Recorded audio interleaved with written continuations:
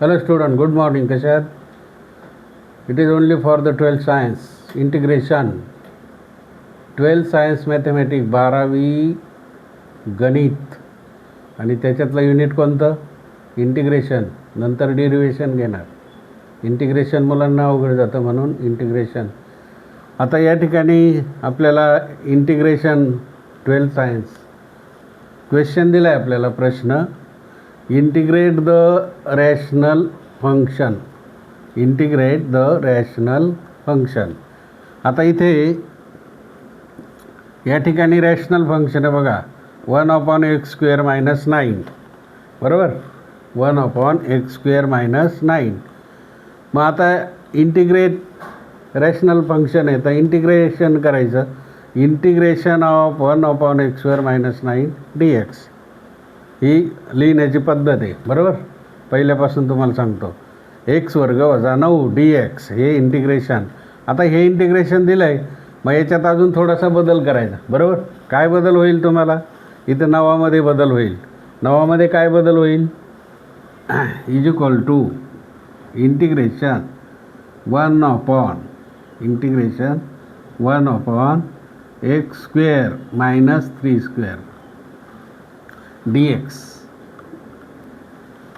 आता इथं 9 आहे. 9चं काय झाला? इथं वर्गमूळ काढलं का नाही. 9चं √9 is equal to 3². What is the square of 3 is equal to 9. मग आता या ठिकाणी आपल्याला माहिती आहे 1/a² किंवा x² - a². 1/x² - a². तर त्याचं फंक्शन आपल्याला फॉर्म्युला दिलेला आहे तुम्हाला. काय फॉर्म्युला दिला होता? 1/x × a बरोबर, किंवा a × 3 log x - 3 आणि x + 3 असं आपण फॉर्म्युल्यामधून केलं होतं बरोबर. मग आता या ठिकाणी काय होईल? 1/, बघा 1/, इज इक्वल टू 1/2 × 3 म्हणजे x² - a² आहे ना. तर एची व्हॅल्यू किती आहे इथं? 3 आहे. a² म्हणजे 2 × 3 याची व्हॅल्यू किती आहे? 3 आहे बरोबर. आणि पुढे काय आहे? लॉग. सांगा आता लॉग काय येईल? बोला. याचं a² - समजा b² तर a² - b² असं. तर पहिल्या कंसात काय येईल? a + x, दुसऱ्या कंसात a - x. तसं आता लॉग ऑफ या ठिकाणी मॉड x - 3 अपॉन x + 3 अशा प्रकारे तुम्हाला लिहिता येईल, आहे की नाही. याचं डायरेक्ट फॉर्म्युलाच आहे. 2 मार्काला आहे बघा. असं प्रश्न आला की तुम्ही डायरेक्ट हे घ्यायचं, त्याचं वर्गमूळ काढायचं. 3चा वर्ग म्हणजे x² - a² म्हणजे तो फॉर्म्युला आहेच लॉग बरोबर. आणि मग 1/2 × 3. 2 म्हणजे काय? a. आपलं 3 म्हणजे a आणि हा वर्ग आहे 2 बरोबर. आणि लॉग x - याचं काय होतं आहे? Root x + 1 x + 3 x - 3 x + 3 बरोबर. वरती न्यूमिनेटरला x - 3 अपॉन x + 3. मग आता 3 आणि 2 याच्यामध्ये काय करायचं? मल्टिप्लिकेशन करायचं. किती होईल? 1/6 बरोबर. 1/6 लॉग ऑफ. आता हे जसंच तसं लिहायचं. Log of mod x - 3 upon किती होतील? x + 3. या ठिकाणी x² - a²चं a - x - a upon x + a. तर याची किंमत 3 झाली. 2 मल्टिप्लिकेशन 3 म्हणजेच आपण हे जसंच्या तसा फॉर्म्युला आहे. आणि इज इक्वल टू 1/6 लॉग हे जसं तसं x - 3 अपॉन x + 3 आणि एकच लिहायचं तिथं. काय लिहायचं उत्तरासाठी? प्लस सी नाही केला तर तुमचा अर्धा मार्क गेला. समजलं प्रत्येकाला? असं उदाहरण परीक्षेला असतं आणि नेटसेटला पण असतं बरं का, लक्षात ठेवा. फार उदाहरणं आहे ते. समजलं प्रत्येकाला? लिहून घ्या. एक फॉर्म्युला देतो तुम्हाला. काय फॉर्म्युला आहे? tan x dx डेरिव्हेटिव्हचं देतो. दुसरं जागा कमी आहे म्हणून इथं फॉर्म्युला देतो. tan x dx with respect to x. म्हणजे x dxचं काय होईल? Log of sec x. हा फॉर्म्युलाच आहे. काय होईल? Log of sec x. नोटचं करायचं इथे सेक एक्स. अशा प्रकारे फॉर्म्युला होतो तो. मग log of sec x is equal to, आता शेकचा काय होईल? Is equal to minus log of, काय होईल? शेकचा minus log of cos x. हा सुद्धा फॉर्म्युला आहे. कळलं की नाही? Minus log of cos x.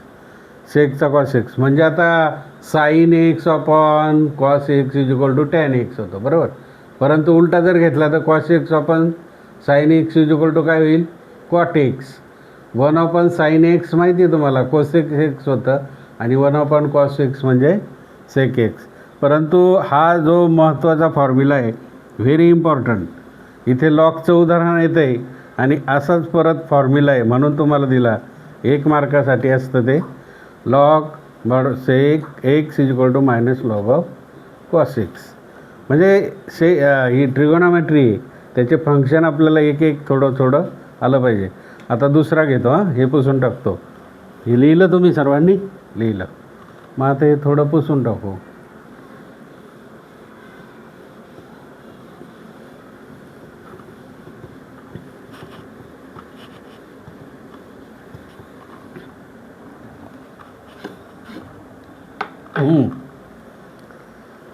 Sec raise to 4 dx. दुसरं उदाहरण 0 to पाय 4. 0 to pi by 4 sec raise to 4 x dx. हे सॉल्व करायचं आहे. इव्हॅल्युएट. मग sec raise to 4 dx is equal to 0 to pi by 4. कसं सॉल्व करणार? Is equal to sec square x, bracket square केला तरी चालेल, बरोबर. म्हणजे सेक्स होईल तुम्हाला. मग इथं काय होईल तुम्हाला? Sec square is equal to integration pi by 4 0 आणि sec square x d x. हे सेक्स 4 आहे. Sec square x d x. आता तुम्हाला पाय बाय 4 पाय बाय 2 पायची किंमत किती असते माहिती आहे का तुम्हाला? 180, बरोबर. मग पायची किंमत 180. मग पाय बाय 2ची किती येईल? पाय बाय 2ची 180 अपॉन 2 म्हणजे 90 येईल का नाही? आणि पाय बाय 4ची किती येईल? 180 अपॉन 4. 4 4 जार 16 2 4 5 जार 20 म्हणजे 45 डिग्री. हे माहीत असणं आवश्यक आहे. म्हणजे पायची किंमत किती आहे? 180 आहे. Pi by 2ची 90. पाय बाय 4ची किती होईल? 40 डिग्री 45. आणि 45च्या डिग्रीचे 0चं तर 1 येतं आहे, त्यामुळे त्याच्याशी प्रश्न नाही. म्हणून पायची किंमत तुम्हाला माहीत असणं आवश्यक आहे मित्रांनो. पायची किंमत माहीत नसली तर उदाहरण सोडवता येणार नाही. मग इथं आपण आय करू. काय करू? I is equal to integration. I integration is equal to 0 to pi by 4च आहे लिमिट. किती आहे? 0 to pi by 4. 1 plus tan square x. 1 plus tan square x हा फॉर्म्युलाच आहे. शेकचा formula sec x 1 plus tan x किंवा आता sec square x is equal to 1 plus tan square x आणि डॉट सेक स्क्वेअर एक्स काही dot sec square x इथेही sec square x घ्यायचा कळलं की नाही तुम्ही इथेही सेक स्क्वेअर एक्स म्हणजे सेक्स रेस टू 4 आला मग sec square x 1 plus tan square x आणि हा जसा तसा लिहिला सेक स्क्वेअर एक्स बरोबर.